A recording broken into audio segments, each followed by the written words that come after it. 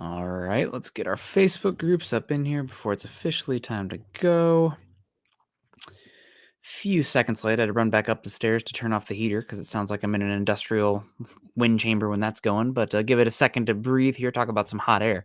Welcome in, everybody. Welcome in. It is Wednesday night. It's time for an episode of Mile High Insiders. I am Nick Kendell and joined by, as always, on these Wednesday evening shows, my good friend Luke Patterson. Luke, how you doing? How are things in Colorado? You frozen? Good. You thawed? Are you out? What's going on? Yeah, man, it snowed a little bit today, but then it was dried up by about noon. So that's Nice. the weather in the Mile High City here for you. Longest stretch in 11 years that snow has been on the ground for Hmm, consecutive days. I forget the consecutive day mark, but it's like interesting. icy wet snow because it's been melting for weeks now, but it's just Mm-hmm. not quite warm enough to get rid of it. But I'm doing good, man. Tons of news in Broncos country and really the first off-season week, if you will. And you've got multiple Broncos getting awards. We're going to talk about that. And obviously the head coaching search. Marches on down there at UC Health Training Center. Jim Caldwell in the house today. Yeah, absolutely. News going on here. Some accolades for an otherwise disappointing season. But first of all, you guys never disappoint. We got the eyeballs trickling in. But let's get those thumbs up, those like reactions on Facebook and YouTube, and let's say hello to some people in the chat, like Dylan, propping us up here, saying "Sup Broncos country." Make sure you guys hit that like button on the way in, share and subscribe if you haven't already. We got our guy Jay Gonzaga coming in saying "Go Broncos." He says he's still rooting for Jim to be our next head coach. Well, you might need to use more than a first name now because we have two Jims. We have Jim Caldwell Ooh, and Jim Harbaugh now. I know I always I joke didn't think around. It's about that. more about the Jimmies and the Joes versus the X's and O's. Well, Jim Harbaugh and Jim Caldwell. I guess it is about the Jimmies and the Joes both ways. But I appreciate can you, hear Jay. Jimmy. For all you, white men can't jump. When that's one of my favorite movies ever. Wesley Snipes and Woody Harrelson. What a dynamic duo, dude! Absolutely love it. Yeah, crazy. I didn't think about that. Two Jims now, Mhm. being candidates. Jim Harbaugh, obviously a favorite in Broncos country. I think I could definitively say that. Right? It seems like there are three big fish. We'll talk about those three big fish, including possibly Jim Caldwell, if he's on your list. We'll talk about that a little later in the show. But thanks for tuning in, Jay. We got two J's in the house. Speaking of two Jims, two J's, Jay Gonzaga and Jay Kozad coming in saying, patience isn't a virtue with me. I would be wanting to name a coach by the end of the week before more head coaching jobs open. I hear you, Jay. It's tough to sit back and just kind of sift through the news day in and day out and wait. But Yeah. you're gonna wait, especially for some of these candidates, especially with that January 17th rule, where current NFL tied or bound coaches have to wait until January 17th, which is 7 days from today. Yeah, and that's for any in-person interviews. You can still Zoom meet with player or coaches and whatnot. And at least that's my understanding. But we'll see what happens. And I hear you with the patience isn't a virtue of yours, Jay. But this is the new rules which the NFL set up, and everybody's playing by that. There maybe will be some new spots open up, but I don't think it changes the landscape so much, especially with like news today, like Sean Payton apparently saying he might wait a year if there's no spots he likes open. When there's been multiple teams now that have reached out about bringing him in, Texans and Cardinals came out today that they have requested to interview him as well, and obviously the Broncos a while ago. We got Michaela Israel coming in here saying, "Good evening, Broncos country. Always good to see Michaela. Appreciate you coming in. Hope you're doing well, and hope you had a good week. Happy Hump Day. We got through it. I'm almost through it. Appreciate you." We also got Todd coming in saying Michigan can't match the Broncos owners can pony up for Harbaugh. They can't, Mm. but it does sound like that Harbaugh, he wants to do it his way. I think it's probably a little bit of PTSD, not to use that term lightly, but, just kind of how things went down with him with the 49ers. He didn't have the control and power that he wanted, and it turned into a power struggle with ownership group Jed York, there, the owner in the 49ers, and Trent Baalke, who's now the general manager of a playoff-bound Jacksonville Jaguars team. So Harbaugh wants more power, and I think that's one of the reasons that there's a lot of connection and flirtation with Carolina early, and it went away pretty quickly after they talked. I think it has a lot to do with not with finances, power. Yeah, what can you have that nobody else has? Power and money. That's exactly what it's about. And Jim Harbaugh wants to get paid more. He's beefing with, I think, Ward A. Manuel is the AD over at Michigan. Joel Klatt talked about it on the Fan this morning. It was really, really interesting coming at it from a Fox College analyst perspective, saying he thinks Jim Harbaugh's trying to leverage Michigan into getting some more power, into getting some more control. And I get that there's some violations for what buying a recruit a burger or something like that. Weird things Filming happen. recruits And practice. Yeah. yeah, weird things happen in college football, man, and stuff like that bothers me and kind of turns me off to it a little bit, but it happens everywhere. Cheating happens in the NFL. If you're not cheating, you're not trying. That saying is there for a reason. But yeah, it'll be interesting to see Todd coming in. Yeah, the Michigan, I hear you. Michigan money versus Broncos money. Broncos have more of it. But I ask you, Nick, and I ask Broncos country too, if Jim Harbaugh, and we're just speculating because we have no idea. I mean, Sean Payton could try to be leveraging things. All these guys should Oh, be trying for to sure. leveraging things because you have to ultimately look out for number one, and that's you. Deion Sanders said it best. I mean, head coaches get fired. At some point, you're going to get fired. So these guys that have options, they're going to choose wisely. So if Jim Harbaugh, if it comes out, in fact, he is trying to leverage Michigan into some more money, some more power, Michigan doesn't flex, he comes to the NFL for the Broncos. I feel like he's coming to the league for the wrong reasons. I don't know if I'm as excited about Jim Harbaugh if that in fact kind of comes to fruition or you hear reports leaked about that. It bothers me a little bit because I feel like the Broncos should be number one. Money and power and setting yourself up for the best situation and leveraging multiple situations off each other. Harbaugh just playing hardball. I don't blame him for it. I would do the same thing. David Knucklerath coming in saying, good evening, Broncos country. Nick, Luke, and Deacon Scott. Hashtag MHH for life. Hashtag Denver Broncos for life. We appreciate you. We got Tenley Cassidy coming in. A cute little doggo pick there. We appreciate that. Saying Broncos country, let's ride. Our guy Paul. Paulie, how you doing, buddy? Says, hello, Nick, Luke, and Scott. Good to see you, Paul. Hope you're doing well. Richard Miles with the beautiful eagle picture. Always appreciate that nature photography there. It says, hey, guys. Good to see you, Richard. Hope you're doing well. And Todd coming back in saying, deal sweeteners is what the Broncos can do all day long. They can give more power and influence and Yeah. than pretty much any other team, and anything that you could possibly want within the realm of finances you can have. We've talked about it before on here before Jim Harbaugh was even actually linked to the Broncos. Not sure if it was Scott and I or you and I, Luke, or Carl, but talking about Jim Harbaugh. Well, why would he want to leave? He says he doesn't want to leave Michigan. NCAA football has become a 365 business, and it's not only that you're having to go into these high school players' houses and recruit them. Now you have to recruit your own players and the transfer portal. I mean, it never ends. You see a lot of these coaches as seasons end. Guess what? They're in Cabo. They're in Tahiti. They're off to Hawaii.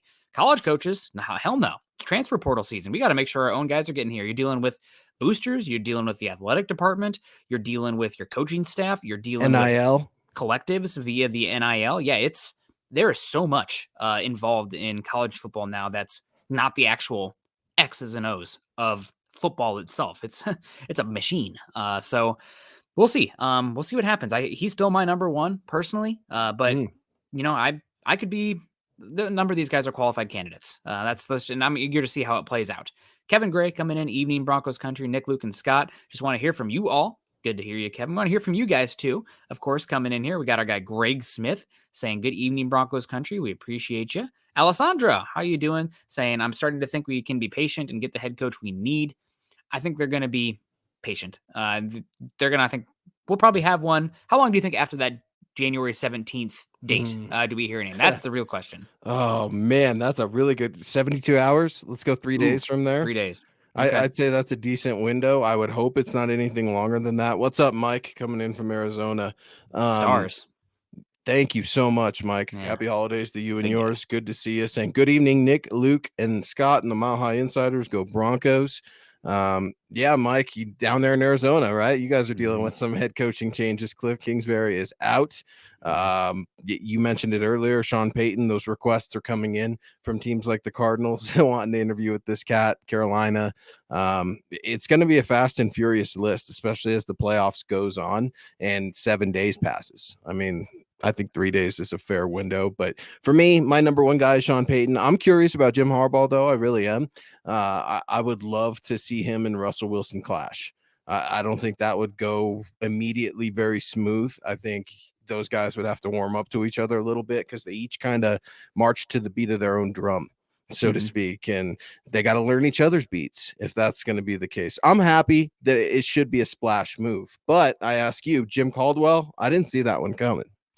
I mean, he'd been speculated for a bit. He's good. I think 73-year-old, had multiple head coaching positions. I mean, absolutely wild in the Aaron Rodgers era NFC North. He led the Detroit Lions to the playoffs in 3 out of 4 seasons with a winning record. Let me repeat that again. The Detroit Lions, 3 out of 4 seasons, winning He's record. 67. Give him some age, Excuse me. some years back. Excuse 73. me. He's 67 years young, Excuse me. Nick. 67. He's did a good Iowa. job with Indianapolis. He beat me to it. He did a good job with Indianapolis, of course. Underneath the Peyton Manning, apparently Peyton Manning and him are very tight. Did a good job as the offensive coordinator for the Ravens for a few years as well, including that Super Bowl run when Joe Flacco went unconscious in the playoffs. I kind of blur that one out. 2012. What happened? I don't remember. I just remember I the forgot about regular that. season.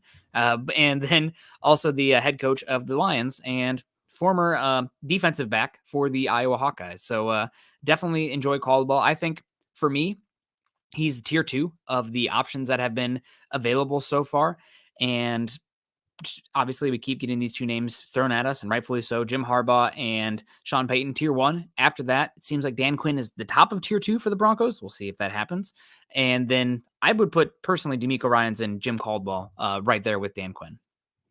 Yeah, I'm curious about Dan Quinn also. Really curious about the Cowboys here in the postseason. What if Mike McCarthy gets the axe? Does Dan Quinn automatically become the favorite at that position? Does Jerry just want to promote him, or does Jerry want to make a spectacle of his Dallas Cowboys and open the head coaching search? That'll be interesting as well. So, Yeah. so as time presses on, I mean, you said it earlier, in 7 days, we're going to know a lot more, but it feels like here in Broncos country, we know a lot more on a day-to-day basis. Jim Harbaugh interview virtually for 2 hours with the Denver Broncos on Monday night. Tuesday, who did they? Ejiro Evero, I think was the candidate that day that was interviewed. He's going to be a hot name. I'm wondering if he's going to take the Houston Texans job, try to turn that team around. Wish him good luck. I don't think he's going to stay here in Denver. And then you have Jim Caldwell today. So kind of makes you wonder what's going to happen tomorrow. Who's going to be the next guy tomorrow? Jim Caldwell, for me, I agree. He's kind of that tier 2 candidate, but don't overlook him. Maybe he could be involved with this organization with a different head coach. We've seen the Broncos go that route, specifically with John Elway, where Mike Munchak interviewed for the head coaching position. I really wanted him to get that gig, and he ended up being the offensive line coach. So it's always cool when you can broaden that network and broaden that net, as George Payton mentioned earlier. Yeah, 100% broadening our net today. Phil McLaughlin coming in with the stars on Facebook. Thank you so much, Phil. You're a star. Saying evening, Nick, Luke, and Deacon Scott. How many offensive line guys do we keep? We are drafting a quarterback, right? Go Broncos. MHH for life. Broncos probably should draft a quarterback, but it's probably more of the Brett Rippon replacement type, or a round or a quarterback 3 on the depth chart, developmental project. role. Yeah, project, or just somebody, even if they develop into a solid backup quarterback, that's value in today's NFL. Most quarterbacks don't finish a whole season, especially now that we have an extra game.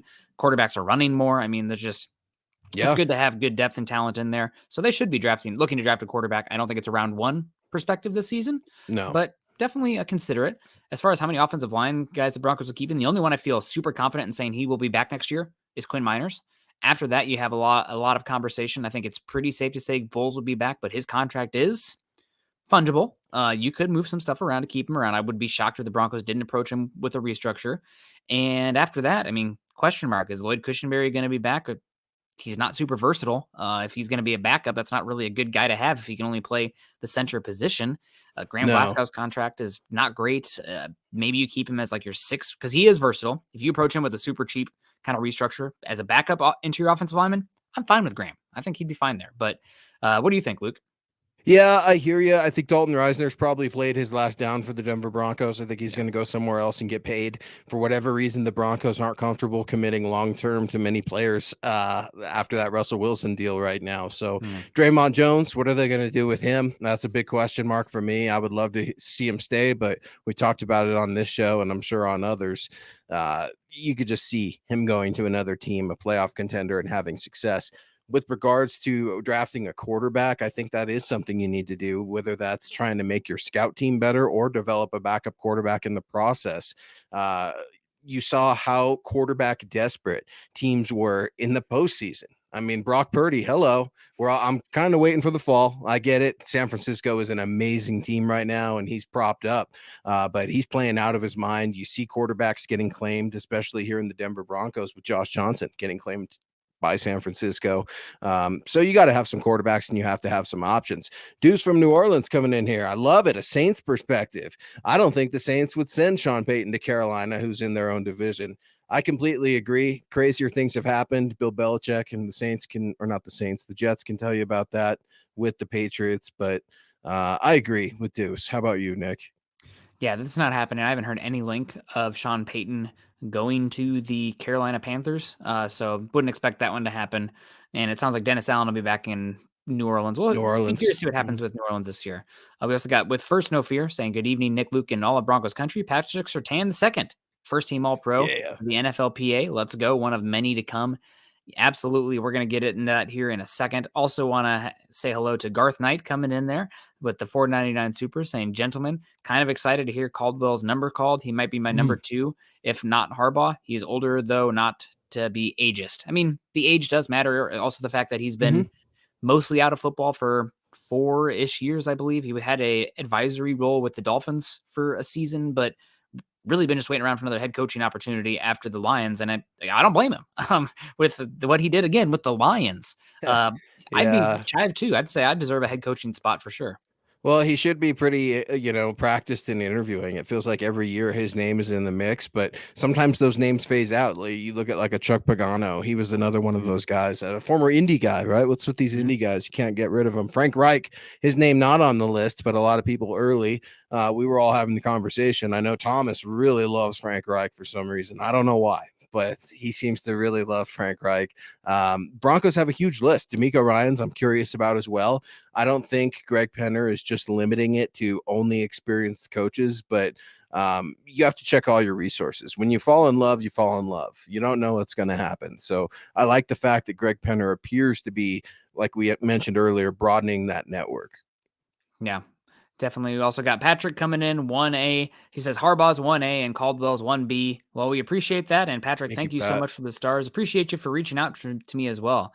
Not going to get a chance to see Patrick, but I'm going to be heading to Big Island here in about a month. And Patrick's going to be out there on Oahu, I believe. But I'm going to be in Kona coffee country. So I'm going to be excited for that. And thank you for, telling me some of the best spots to hit on the island. Gary Palmer, 999 coming in. You guys are killing it today. We really appreciate y'all coming in. If you guys can't be like everybody contributing financially today, totally get it. Coming off of Christmas, times are hard. Oh, rent bumped up. It's the first of the year, et cetera, et cetera. Drop a thumbs up, a like, subscribe. Taxes, don't even say that word. Make sure that you guys are giving the thumbs up, the like on the way in as well. Gary says, Nick, Luke, Scott, and Broncos country. Since Greg Penner has been made with this is his hire. Since Greg Penner took over, this is his hire. I'm really interested to see how it all turns out. Absolutely. I'm really curious to see how it turns out. Obviously, they got a lot of money. He said he's not a patient guy. I'm just really curious to see what the ownership group looks like. It's going to be really hard to judge it until we're like 10 years from now, really to understand what the ownership group is all about and how much they've influenced things. But I like that money is no option because that is something that can limit some teams and does not seem to be something that is even close to limiting the Broncos. Yeah, I don't know if it was like career castration in front of the media with, Greg Penner and that awkward kind of George Payton thing where George Payton clearly has been not demoted, but his leash has been really, really tightened. And Greg Penner definitely going out of his way to express that he is leading this search, not George Payton. It does bring up questions. What does Greg Penner know about football? What does he know about coaching? What does he know about this team right now and trying to get the best man or woman these days? That's another thing you're going to see very, very soon. I keep waiting for it every single year. You see women in sports, particularly in the NFL. Not only have they just completely gone so successfully in the scouting world, but now you're seeing it in assistant coaches. And there have already been head coaches on the record saying, watch out, these women are coming for head coaching gigs. But I digress. I'm getting crazy into it. Thank you for joining MHI. He's Nick Kendell. I'm Luke Patterson. Scott on the ones and twos. Thank you for joining us tonight. If you'd like to get at Nick, please on Twitter, that's at Nick Kendell MHH. If you'd like to get at yours truly, that's at Luke Patterson LP and at Scout Kennedy. Thank you, Gary. Appreciate the support, buddy. Yeah, thank you so much. We appreciate you and coming in just like everybody. And let's get into it a little bit more. So Jim Caldwell had an interview with the Broncos today. Do you have any thoughts on Jim Caldwell? I mean, obviously Mhm. former Iowa guy. Where does he rank for you in this? Do you have any reservations, or is this a guy that you said you didn't really see coming, or that there was not a lot of buzz about that? Right. Obviously, we can really get a not the actual gut reaction, but you haven't had much time to think about it and gather everything. What is your Sure. initial thought here? Yeah, my initial thought is he's got the pelts on the wall. Yeah, That's for sure. You mentioned it earlier. He's a two-time Super Bowl champ. So anytime you want to try to command a room with resumes, some people like to do that. Other people, the players know that coming in, and no one has to wave the resume in their face. I don't think that of Jim Caldwell at all. He's yeah, so well respected in this league, as you know. I think it's very interesting. He's been out of the league for the past couple of mhm, years, 2 or 3 years. But I don't think the game has passed him by. No way. This is yeah, a lifer. And I think we said what, late 60s. That's okay. I hear the age thing. That's something that some fans are noting, whatever. But he's had a lot of success. I do think you need a big splash, not only for the fan base to keep this fan base engaged, but I think you need a big splash to keep this team engaged, to keep this team together, to keep Russell Wilson together, because you saw Jerry Rosberg do a hell of a job. And he's the talk of the town right now in Denver. I don't think, and I don't know if he's ever going to get a head coaching position or an interview with the Denver Broncos, but he's the toast of the town right now, Jerry Rosberg. yeah. He's not getting an interview right now, but we'll see what happens there. Yeah, Jim Caldwell. I mean, he's been good. He has that Peyton Manning endorsement and connection as well. Will be interesting to see. My biggest reservation with him is how long he's been out of the league now. Now, probably more of a CEO type. And when it comes to that being out of the league, as long as he has the connections to the right coaches, I'm not as concerned about that. As long as he's got, running tight practices, uh, good idea of what he wants to build identity wise, not as big of a deal. I know that Frank Reich is in his coaching circle as Tree. well. So maybe Mm-hmm. Frank Reich is somebody you could bring in as an offensive coordinator, given it doesn't seem like there is much interest for him this current cycle as the head coach. But will be interesting. I wanted to give a shout out to Michael Ronquillo coming in there saying that we have an article up right now from MHH article. Michael giving us free publicity, saying that article right now with the pros and cons of each head coach candidate for the Denver Broncos. Appreciate the stars and appreciate the shout out, Michael. You're a real one.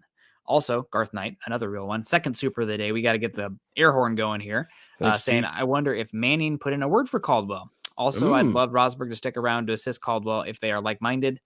I don't know if there's a connection between Roswell and Caldwell. I think, if anything, it's probably more of a George Payton request there if you're not bringing in Harbaugh, because really with these head coaching things, it's about who you know, it's who you've worked with, who you've rubbed elbows with. So I don't know if there is any crossover there. There's just so many webs of these coaching cycles. They're very inbred, these coaching trees out here. So many guys work with each other. It's pretty wild, yeah. but uh, definitely, I guess it's a possibility. I love this question because I think you should ask some people. If you don't know the business, then you should ask about the business. I'm not saying Peyton needs to be right next to Condoleezza Rice in these interviews or anything, but I think it would be wise to try to reach out and bounce some things off of 18. Mike Shanahan, I heard people, in social media and on the air talking about maybe you bounce things off of him. I wouldn't, just because he's so ingrained with the 49ers. If he was on his own, not doing anything on a boat somewhere, sure. But he is very much so with Kyle and a part of that San Francisco 49ers team. A team I'm really excited to see whoop up on the Seahawks this weekend. But yeah, Caldwell would bring instant credibility as well. Not a big splash, but he is respected. He's no nonsense. He may not get up there and give you the funny one-liners every week or try to be the number one ace in the press conference, but he likes to win football games and he knows how to do it. Yeah, 100%. Be interested. Man, just sliding glass doors, man. We should have just had Kyle Shanahan when we had the chance, but Right. what can you do? What can you do? Talking about player evaluation here, Jace comes in saying anybody like Kenny McIntosh, Georgia running back. I think he's fine. I wish he was a little bit better in the broken tackle department. Efficient, one of the best efficiency stats, in my opinion, in going from college to the next level is yards after contact per attempt, and he is not fantastic in that metric in any way, but he's got a good frame and he's a solid athlete. I just wish he was a little bit better at handling contact and making guys miss. He can like step through tackles and keeping his balance, which is not an elite skill set from him, but late round 3, maybe round 4, I think that's important as long as the measurables add up. But he's also got good size. Needs to run probably. I don't care if you're a 4.3 40 running back. You probably want them to be faster than a 4.55 though, with a solid 10-yard split. So want to see what it is, but he's definitely on the list right now.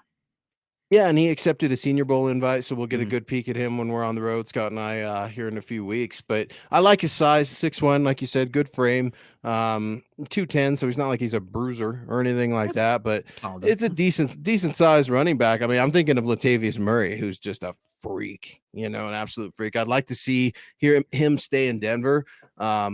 Maurice Jones-Drew tried to write an article or piece together an article. I don't know if you saw it, where he went and ranked every starting running back, and Latavius Murray was dead last. And he did talk about how it's going to be interesting with free agency and stuff like that. But Latavius Murray played his ass off for Yeah. the Denver Broncos since day one in London when he got here. But Jace, I hear you. Running back, definitely a priority in the NFL draft. Yeah. 100%. Will be interesting to see what happens here. And for me, Latavius Murray, I really like what he did. I think a lot of people enjoyed him as a palate cleanser, especially considering the other running back issues on this team. I don't think I he's like that. dynamic.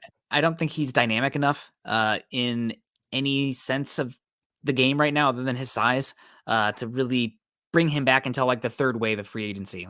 There's a lot of good running back free agents in this upcoming cycle. It's a solid draft class. I was a little bit bummed to see Blake Corum go back to the league or go back to the minor leagues, I guess, NCAA football. But if he wants to come and take a vet minimum contract, for sure, bring him back. And if you are sitting there, you didn't get a good one in free agency, you couldn't take one until like round 5 or 6, 100% bring back Latavius Murray. I think he was a very good player for us this year, but I think I want a little bit more, especially because Javonte Williams and his health is a massive unknown entry in this season.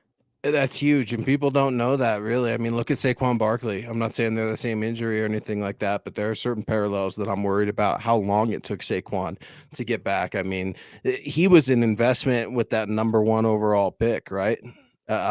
So it's Yeah. just like, okay, they have a little bit more of a priority to get him back on the field. I hear you. George Payton traded up to go get Pookie, but man, we don't know how he's going to be feeling. Look at Cortland Sutton. Yeah. He hasn't been right since. Brace on, no brace on. I mean, there are tons of question marks about Cortland Sutton too. So while technology, two things can be true at the same time. While technology and medicine is at a advanced state it's never been at, these are still human bodies. They're going to do what they're going to do or not going to do in some cases, and you just have to ultimately wait and see. But running back is definitely up there. My dumb movie's coming in. I guess we had a bridge coach and a tank year this season, right? I hope the Seahawks appreciate it. Tough to see, man. It'd be tough to see Shelby Harris out there, and he's already taking laps on social media. Kind of wishing him a little bit well, I guess, but We need Seattle to in the cheer for them this playoffs. week. We need them to win. Not Yeah, only does I kicking out the know. 49ers help the Broncos Do by we though? yeah, no, Do absolutely. we? We want the higher pick. Also, it increases speed of potentially D'Amico Ryan's candidacy in Denver. We're cheering for the Seahawks this week. It's all about business and the bottom line at the end of the day. Uh, Good story of the 49ers. Brock Purdy, I guess begrudgingly, good on him, coming from an Iowa fan, but definitely cheering for the Seahawks this week to beat the 49ers. Yeah, it's interesting because I feel like we're all pseudo 49er fans a little bit with the Shanahan connection. And I find it really interesting that Adam Peters is turning down interviews. At least he Mm-hmm. turned down, I think, the Titans and one other team I'm forgetting. But he's saying he wants to focus with the 49ers in this week in the playoff run. We'll see if anything changes about that, because Adam Peters is another name we continually have our eye on, coming from Denver, and he's just a rising superstar. He will be a GM soon. Phil McLaughlin coming back in with some love. Whoever we pick up for a running back, I want him to be able to block. That would be nice. You have to be able to be either a game-changing playmaker at the running back position or a serviceable guy. Latavius Murray, I love him, but man, did he lack speed. Some of those open field runs where he had that window, he couldn't really get it going. That's never really been his game. He's a rumbling, bumbling stumbler, as Chris Yeah. Berman would say, but he doesn't bring that speed game, something you saw a little bit from with Chase Edmonds, another veteran, but young running backs, you can get them, they're a dime a dozen. Yep. I mean, got to rotate him in and just have a good, solid class there. We got Ryan Powell coming in saying, Nick and Luke, what do you guys think about Joey Porter Jr.? Well, I wish he was Joey Porter the second, because then we could really go for some consistency here with our defensive backfield. But I really like Joey Porter Jr. He is probably the best press corner in this upcoming draft class, in my opinion. I thought he had a very good season for Penn State this season out there in College Station. If you are looking for more of an off coverage kind of guy, I don't think he's that one. I think he's a little bit tighter in the hips than somebody like Christian Gonzalez, not as fluid in space. But he's a very good player, very physical, and would be a very good number 2 if you're going to lean into a very cover one press centric scheme in Denver. Yeah, he's smart, hardworking. I like his size. Cornerbacks just seem to be getting a little bit bigger every year. He's not like, Tariq Woolen or anything Yeah. like that. But I like to see him above 6 foot or right there, even if 5'10's okay. I'm not going to freak out, but you got to have bigger corners because it seems like the receivers are bigger too. You can't always have a Tyreek Hill out there, but that guy. And by the way, did you see Joe Flacco's son wearing the Tyreek Hill jersey when the Jets were down there playing? I mean, No, I just an didn't. absolute savage little Flacco. And how the wheels have turned on Joe Flacco. It's crazy to see what the Jets are going to do. What they officially released their offensive coordinator today, Little LaFleur. Yeah, that's crazy. Man, that's somebody else who you talk about potentially bringing in Dan Quinn. I know that Dan Quinn had Little LaFleur in his stable underneath Kyle Shanahan there. So maybe Yep. there's a connection there on the Dan Quinn side of things that isn't just Daryl Bevel or Schottenheimer, playing the classics of Russell's career. But Joey Porter Jr., I saw he was highlighted also to the PFF mock draft for the Broncos there at pick 28 or 29. So keep an eye. Cornerback's definitely a position the Broncos could be considering. Personally, it's not what I would lean into because I thought I saw enough from Damari Mathis this season that you could probably go cheap there. And if he struggles, then reevaluate the cornerback position. But if you have a good cornerback there, I wouldn't shy away from it. We got Jayco's that day one is going to be a nightmare when Pete uses our pick. Just cover your eyes when that happens. Just I la don't la know. la la la. Pete's out there giving, ringing endorsements of his team. We got to play the Niners. That sucks, man. I mean, I don't know. I'm so bitter with the Seahawks right now. We'll see who ultimately has the last laugh, but they're in the playoffs, so can't take anything away from them. Yeah, absolutely. And then Ryan coming back in saying, who would be your dream complement to PS2 in the draft? My dream complement to PS2 in this draft would be better pass rush. Not a cornerback, but the You have Broncos to pass have it. rush fell off a bleeping cliff. I guess stumbled off a cliff. It was multiple things. First, it was Bradley Chubb. Boop. Browning getting hurt. Boop. Lost Randy Gregory. Tumbled down a bit more. Draymond Jones flat on our face. DJ Jones, we're just pummeled by rocks. We're like the coyote at the bottom of the cliff with the poof, and then a rock falls on us from there. With how that pass rush looked and the defensive front looked towards the end of the season. So my compliment is improving the pass rush and the defensive line. As far as the draft, I haven't dug in too deep in the cornerbacks yet. I kind of got an idea of the first round cornerbacks, and a lot of it's going to depend on scheme. My favorite cornerback in the class is the likes of Christian Gonzalez. I will say, though, the guy who's getting a lot of hype right now, and I enjoyed him in the Big Ten this year, former zero-star cornerback Devon Witherspoon from Illinois. He's going to be down at the Senior Bowl. Keep an eye out for him.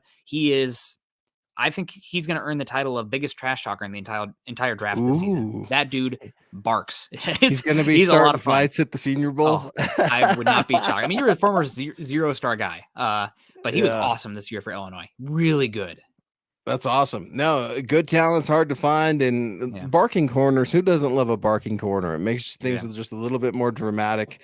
Hopefully, we see some of that in the playoffs. It's the anniversary, of a couple things today. The Drive, 1987, John Elway and the Denver Broncos in the dog pound. We all know what happened there. And then Des Bryant. Speaking of corners and receivers, the catch or not catch, if you will. Where do you land on that? Dallas Cowboys catch or no catch in Green Bay in Lambeau? Anything that makes Cowboys fans cry, I'm for. So too. obviously we're all a little bit tired of the Green Bay Packers, but the Green Bay Packers also had the Fail Mary go against them. So I guess what goes around comes around, and I'm here for Des Bryant. Getting clowned, the catch, no catch. I don't care. Cry, Dallas, cry. It wasn't a catch. I don't think it was a catch, but it's cool to say you saw that. And it's one of the most debated moments. I don't know why it gets so much publicity. It's like the Cowboys hang on to that. That was the reason that they didn't win that year. And it'll be interesting to see with the way Dak Prescott's playing. I don't want to turn this into a Skip Bayless and Shannon Sharp show where we talk about the Cowboys forever. But playoffs are so much fun, man, this weekend. Do you have any special plans for the playoffs? Do you have a window of time you're devoting to a certain game, or how do you feel in general about playoff weekend? Because I can't wait. I was stoked for last weekend. I'm even more out of my mind for this weekend.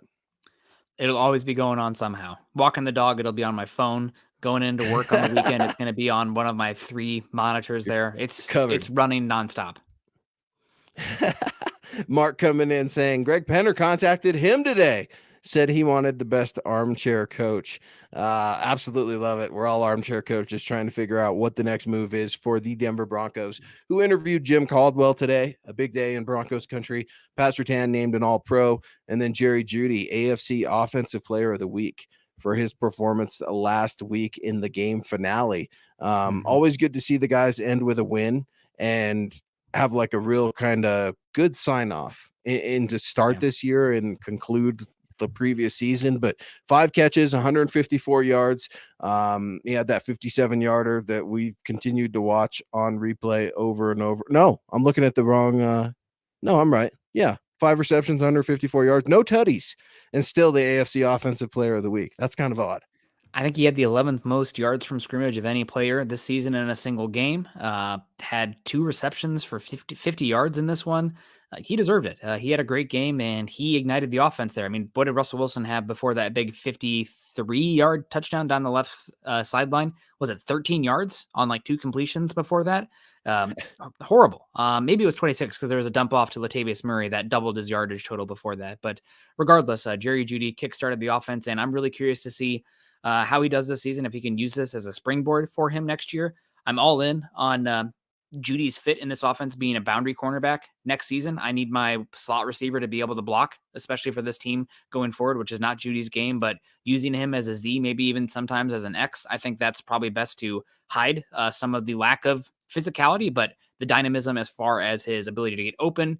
And what we also saw from the deep ball from Jerry Jeudy, it wasn't always his game, especially because he's not really an above the rim player. But if you're that open and especially deep, I mean, it's beautiful. So definitely curious to see what Jeudy does this season. And congrats to him. First Broncos player to reach AFC Offensive Player of the Week since week 13, 2018, where Philip Lindsay did it, running for, I think, like 150 some yards and multiple touchdowns versus the Cincinnati Bengals. So it's been a bit. Not surprising it's been a bit, but it's been a bit. That's horrible. It's been a minute. Gina Cooper coming in here, giving us a minute of her time. Thank you so much. Thoughts on the NFL draft prospects we can bring into our Broncos offensive line? We need some versatile guys willing to put in work. Yeah, it's going to be tough where the Broncos end up picking. That was finalized today. What are they at? 24? It's not finalized because the 49ers are still in it. Oh, 49ers are in it next week. That's right. Yeah, I was looking at. That's why we're cheering for the Seahawks. Yeah, I was looking at power rankings, and by the way, power rankings article is coming out by our very own Dylan Von Arks here momentarily, I imagine. But no, it'll be interesting. Schmitz, guy from Minnesota, I've had my eye on for just a little bit. I think you could get some guys like Wright from Tennessee. There's a couple others, some early guy, Broderick Jones. I don't know if they're going to be in striking distance there, if they want to spend early. I don't know what their premium is. And that's what's hard to figure out because George Paton, we imagine he's going to be the one making the calls. He's the scout of scouts. But then you wonder, is George Paton going to be gone after that? So man, it's hard to figure out which direction the Broncos are going to go in the draft, but offensive line, Gina and the rest of Broncos country knows they better invest in it because Russell Wilson, most sacked quarterback, a lot of those are on him, but Broncos have got to improve. That O-line was sorry. Yeah, totally.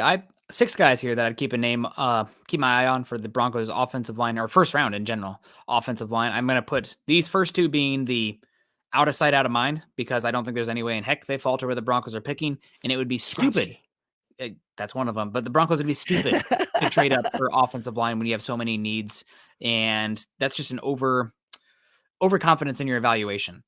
Is that player that much better than like the one you get? Let's say you trade up to 15 overall for Skronsky, and you're giving up a 3rd round pick this year.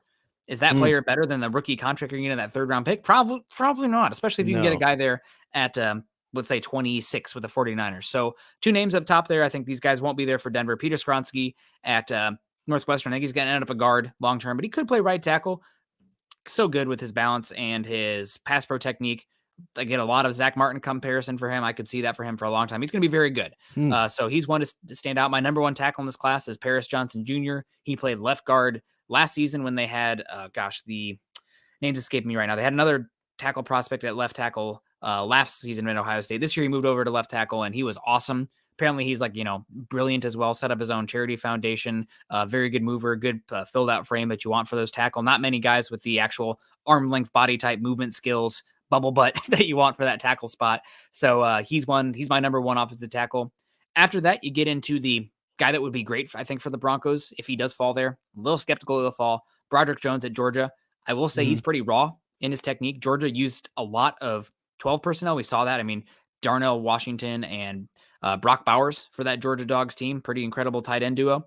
But because of that, there was very few true drop back pass sets from more of a wide alignment from that left tackle spot. So his pass protection is very much a projection. Great athlete. I think it's going to be raw early on. I think that probably year one, he's a worse pass protector than what you had this year at right tackle. You're not drafting him for 2023. You're drafting him for down the line because he was a 5-star. He moves great. He's got great length.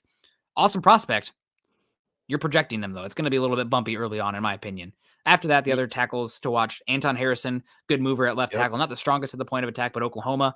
And you mentioned Darnell Wright at right tackle. I see him more as a day two guy. I don't see the movement skill from him. Very strong, but a little bit choppy, not super fluid in space. And then you have, I think, one interior offensive lineman that'll go round one in Osiris Torrance out of the Florida kid. Florida. More of a power gap scheme guy, but maybe you're running that with Jim Harbaugh. Who knows? I don't love that as much early on. I'd rather have somebody who's a little bit more scheme diverse than Osiris Torrance personally. But those are the 6 names right now that seem to be more consensus first round caliber prospects. KB coming in with a good question. What's up, fellas? What coach will you be the most upset if the Broncos hire, Nick? Most upset. And Scott got me. Disappointed. Nicholas Petit-Frere was the player I couldn't think of for Ohio State. Thanks, Scott. I think he drafted 4th round, 3rd round by Tennessee. But anyway, most coach I'd be most upset about. I don't think I'm going to be too upset about any of them. I will say that I'm starting to get pretty irritated that some people in Broncos media are making Dan Quinn to be the equivalent of Jim Harbaugh and Sean Payton, where I think that's pretty obvious, prompted up, whether it be, fed through the channels from George Payton's people, because George Payton gets to keep his job probably if it's Dan Quinn. Maybe not the case if they hire Sean Payton or Jim Harbaugh. So that one kind of irritates me a little bit. But as far as being irritated, I mean, I guess Raheem Morris, that would be the one, and not because he's not great, but new guy coming in here. He's not even my last quarterback coach in the power ranking here, but I guess I'll go with Raheem Morris just because I don't want to badmouth Ejiro Evero because I really like him as well. Yeah, it's going to be tough to see him go. And, he's going to, I think he's going to have success. I hope he goes to the right place where he gets a fair shot. D'Amico Ryan's probably for me just because there's such a big unknown. I know there's such a big unknown and I'm tired of this cycle, man. Tired of this cycle. So, I don't want to judge a guy just because he's never had that job yet. Doesn't mean he's not going to do well. I don't think that's fair. I do think it's worth having the conversation because you've had such a rapid turnover at this head coaching position in your franchise for so damn long. But you've got to completely check every name off the list. I mean, you talk about guys that weren't even interviewed, and Mike McDaniel last year and some of the other head coaching candidates who are in the playoffs right now in the NFL while you're sitting on your couch trying to figure out who your next guy is going to be, or you're at the facility. And I can't wait till we see George Payton 5 a.m. videos again, right? Talking about what a grinder he is, looking for this next head coach and eating tamales with Nathaniel Hackett, Lostos. That all was silly. I just want them to get the right guy. I think that right guy has to have some experience and has to have those pelts on the wall to get Russ Wilson to buy in. 100%. So we'll see what happens. So back to the news. Shout out to Jerry Jeudy on the first team, or excuse me, the Week 18 AFC Offensive Player of the Week. I mean, we were talking about him potentially being a trade candidate. Are the Broncos going to exercise his 5th-year option? Now he's probably your most valuable offensive player entering this offseason. Obviously, the Broncos, if somebody offers, a top 10 pick or something, top 15 pick for him, then you listen, especially given, the injuries to date, some of the erratic play, but God, he looked dynamic there. And when he was healthy on the field this season, especially after the trade deadline, really good. I'm really excited to see him taken away from slot. I think that that viewpoint in the NFL is kind of, the smaller body types, the quick get open quick from the slot. Getting away from that. You need somebody in the slot who can dig out a linebacker and a safety so you can run better from it, especially if you're going to run with Russell Wilson next season. Jeudy on the boundary, Z receiver, I'm for it. The other news, go ahead. No. It'll be interesting. Like you said, I mean, let's say I think the two big fish, and no disrespect to Dan Quinn, but I think it's Jim Harbaugh and Sean Payton. Let's say they go the Sean Payton direction. New Orleans would have to be interested, right, in more than draft picks. I was told today that they couldn't deal players. I don't know if that's true for a head coach, only draft picks, but I I'm don't not see why sure. it would matter. Capital and compensation, you would think, are somewhat similar, and I would think there's a value. There's a value system on the draft and things of that nature. I would imagine there's a value system like that. I mean, conditional picks, they give those away for Christ's sake. So I'm sure the NFL could figure it out. But if you're looking at it from not only an internal Bronco lens, where the Broncos appreciated Jerry Jeudy and his fight in meaningless games. And it surprised me. I'll be completely honest. I'm in no way campaigning for him to be shipped out of town. But if you're the New Orleans Saints, you got to be calling and at least asking about Jerry Jeudy. Okay, the Broncos want to hire Sean. Let's see if we can get a deal done. Who Yeah. are some of their best players? Pastor Tan comes to mind. I don't know. I think George Payton likes him. He's going to go down. If Pat Surtain goes down, George is going down with him, but he's a shooting star, named All Pro today. I don't think he's going anywhere. Jerry Jeudy, maybe. You don't know what that fifth-year option is going to be. He's had a short career and has had arguably the best success of his career the last couple weeks, but not a lot out there for Jerry Jeudy on his resume. His stock's at an all-time high. I think you at least have to wonder about it if you're a Broncos fan. Man, are they going to be coming at some of our best pieces because we'd have to give something away? Possibility. Maybe you have to think about trade. If you can't trade players for picks, maybe you have to move some players for picks beforehand or afterwards to compensate, refill the Sure. tank as well. Something you can consider. I can't imagine right now, given how he looked down the stretch and how cheap he's going to be the next 2 seasons, moving on from Judy, unless somebody gives you a very good value for him, especially that you seem to be building some momentum there. Unless you're all the way out on next season and a hard reset, then that's a different conversation. But played great, and arrows trending up for him, and I'm excited to see what he looks like in another year, hopefully a healthy season, and what it looks like with Tim Patrick back. Cortland Sutton another year removed, and Judy hopefully finding a better spot on this offense because it looked different after Sutton went down for a bit and they moved him to the outside. But Yeah. kind of what is that show? Sliding doors that they had. Maybe the things are completely different if Jerry gets tossed from that game week 13 versus Kansas City, and because he shoved and bumped into the ref. I mean, got to control some of that stuff. Obviously, it's an emotional game. They're down 27-0, but they're reason to be optimistic, but also reasons to be like, okay, I want to see more from Jerry Jeudy. But I Yeah. think it's fine to be excited. I I'm not willing to say that Jerry Judy's irreplaceable because No, I think he is.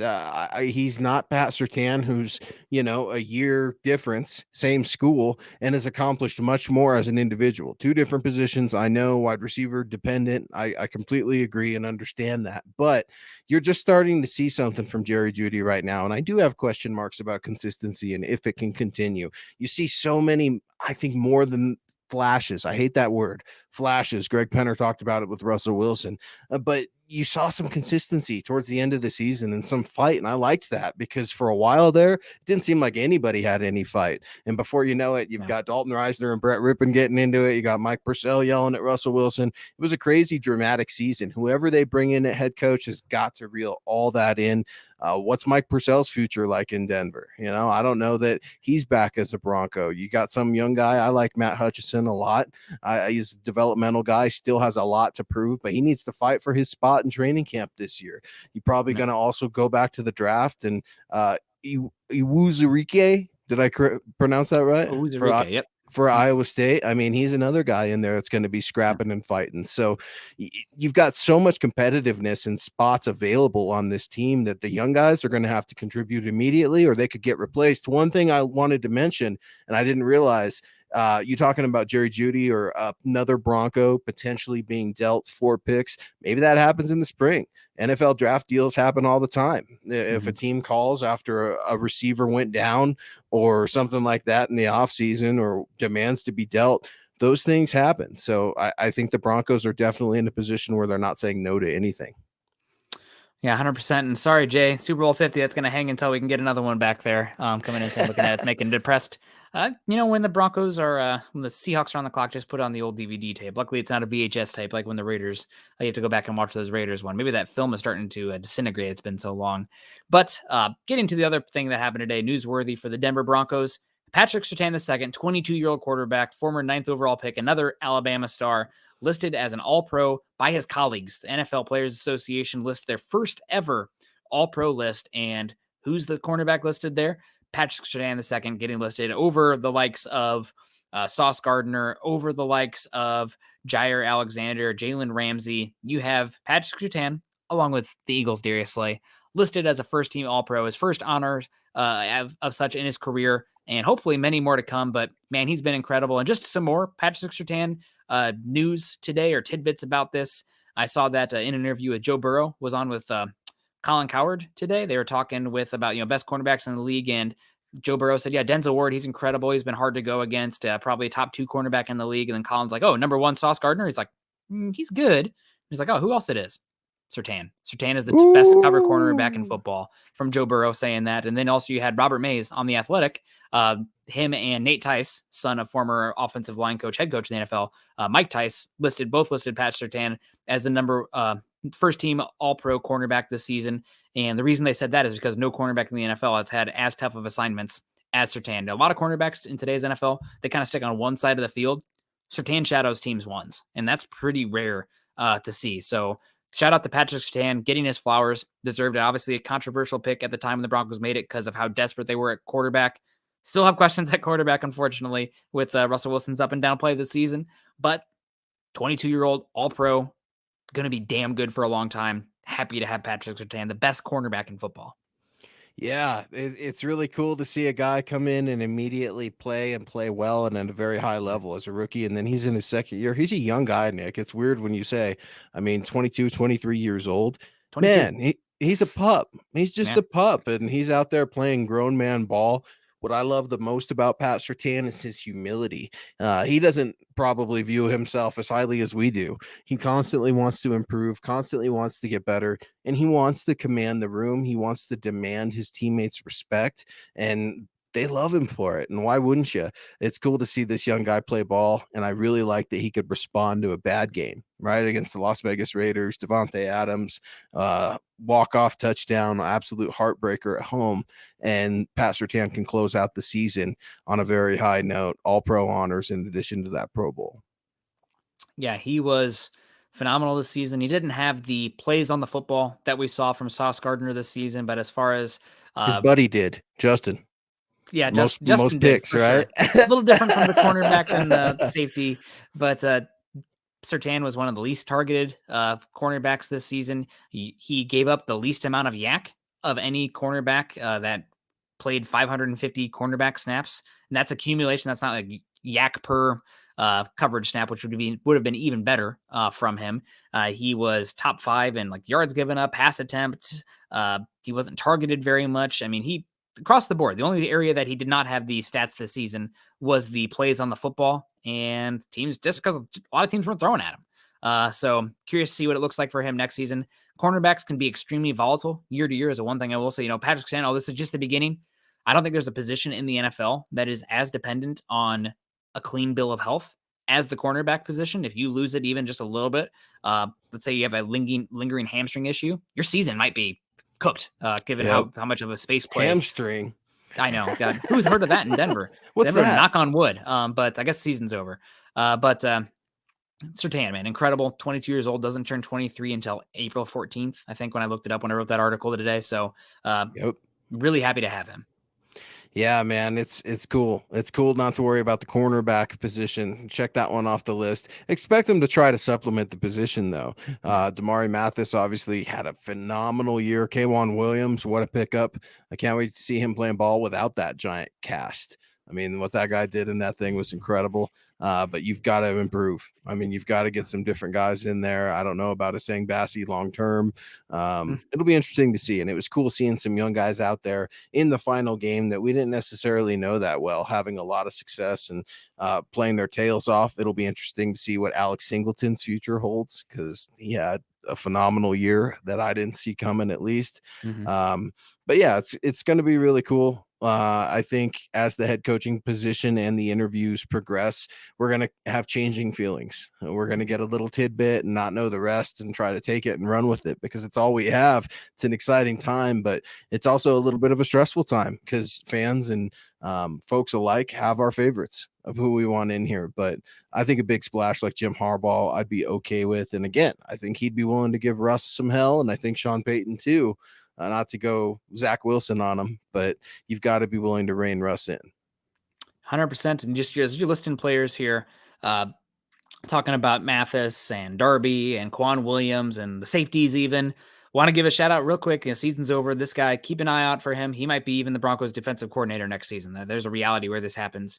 Christian Parker, you're listening to all these defensive backs. He's been the defensive back coach now for multiple regimes in Denver. This will be upcoming his 5th year as a coach in the league. And he's one that, from people I've spoken to, very, very impressive and an ascending star in the league. He'll be a defensive coordinator here if might even be next season, might not be in Denver. Also, they could block him from going elsewhere because they think so highly of him. So keep an eye out for Christian Parker. Yeah, that would be cool. You always want to see like internal successes and growing from within. And you see some of that here in Denver, even in some of the tough years. And you'll see that with the Chargers and the Jags with Staley. And how about those reports about Uncle Vic, Grandpa Vic coming back if Sean Payton's the guy? I could see that happening. Crazier things have happened. You know, Wade Phillips came back as a coordinator, won a Super Bowl. I'm not saying that would happen, but reunion tours in the Denver Broncos are definitely, they go together. They're synonymous. Yep. Yeah, 100%. Well, we got to start wrapping it up here. Obviously, the news of the day, Jim Caldwell interviewed with the Broncos, announced first by Josina Anderson. So shout out to her for the props. I want to give our reporters the props when they get those things out there. Had an interview with the Broncos, 2-time NFL head coach, coached with the Colts after Tony Dungy walked away, did very well for them other than the Jim Sorgi, Peyton Manning neck injury season. Fired after that, maybe not totally fair to him, but gone. Then the offensive coordinator for that magical run with Joe Flacco, not so magical for Denver in 2012. And then the head coach, 3 of 4 winning seasons in Detroit in the Aaron Rodgers-led NFC North. So Jim Caldwell gets the interview. Interested in him, no doubt, especially the staff that he might be able to bring in. Jerry Jeudy, AFC Offensive Player of the Week. God bless him for that. Great job. And also, of course, you have, as we talked about, Patrick Surtain, first Broncos All-Pro. Do you know how long it's been since the Broncos have had an All-Pro, a first-team All-Pro? A first team all pro. Wow. 2017. 2016. 2016 is the last time they did. And it was 3 players. It was 3 players in 2016. Hit me with it. All defense. Von Miller, of course. Vaughn's in there. That's number 1. 2016. Is Aqib Talib still on the team? Aqib Talib is there. TJ Ward? No, not TJ Ward. Across from Aqib Talib. Across from Aqib Talib. Chris Harris Jr.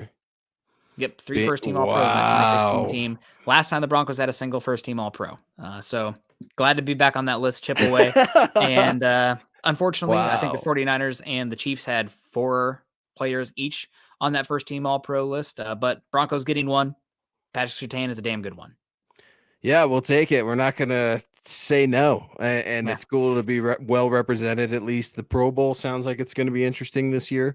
A little bit different than it has been in the past. So that's, thank God, because you don't want to see guys get hurt in meaningless games or anything like that. And it'll be cool to see that the Broncos are represented. And you guys have been awesome tonight, man. It's been rocking and rolling. Broncos country wants to know who their head coach is going to be.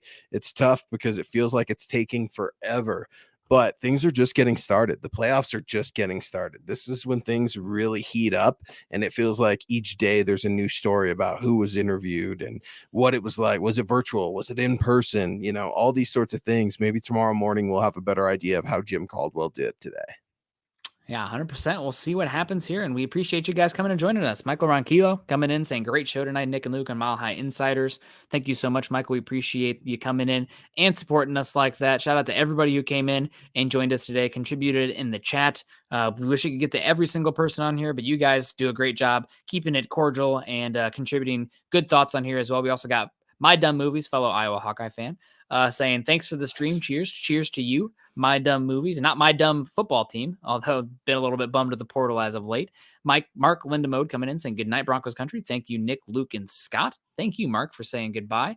We got Sting Guy saying, good night, all. Good night to you, Sting Guy. We appreciate you.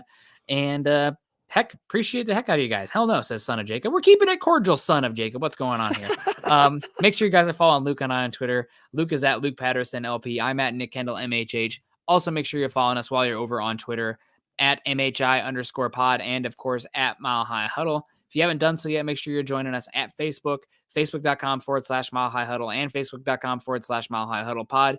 And as the ticker is showing there underneath, if you're joining us on YouTube today, like most listeners are, please subscribe to the channel, Mile High Huddle, like the page, like the show, and share it on your social media platforms. I know Scott's been doing a good job cutting up bits, putting it on TikTok, whatever those kids are into these days. That TikTok algorithm's crazy, man. They think that I'm a hiking, fishing psychopath.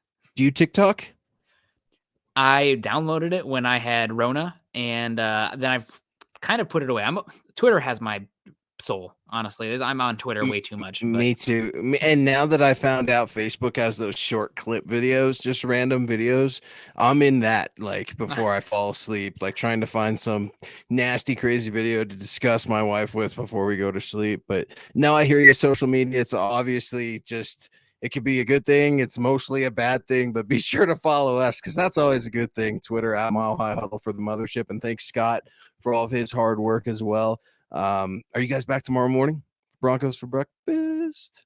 Yeah, Broncos breakfast. Tomorrow's Thursday. So we'll be back tomorrow morning, talk a little bit more about the coaching search. Oh, one last thing. Gosh, before we get on out of here, Luke, I'm going to put you on the spot because I've been asking everybody. I've given mine. You get a chance to update it with a new candidate. 7-1, your coaching candidates. 7-1, my coaching candidates. So out of the people linked to the Broncos. Okay, I want Sean Payton, Jim Harbaugh. Is this 1-7? Number 1. Yeah, okay. 1-7. Can I do 1-7? That's fine. Because it'd be easier that way, right? Yep. So we've got Sean Payton, Jim Harbaugh, Dan Quinn, D'Amico Ryans is number 7, so I'm at 3. Oh. I'm skipping the board. I'm trying to remember everything. You have Raheem Morris. He would probably be my number 4 guy. Some previous experience in there. Ezro Evero, I don't think he's coming back. That's why I'll put him at 5.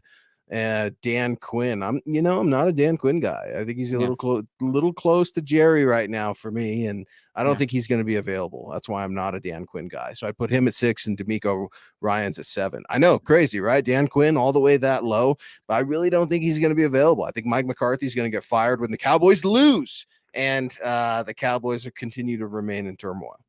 Yeah, we'll see what happens. I think if the Cowboys do fire Mike McCarthy, Sean Payton, former offensive coordinator there. I know. Does he have any bad blood with Jerry, though? Because things ended really, really horrible. No, I don't think so. I think that I think if he wants to stay in LA, but the other team is the Cowboys. So we'll see. I appreciate you guys coming in. You guys have a great one. Luke and I will see you again next Wednesday night. I'll see you guys again tomorrow. Make sure you continue to choose kindness and compassion. Hope everyone's had a good January so far. Go Broncos. Go Broncos.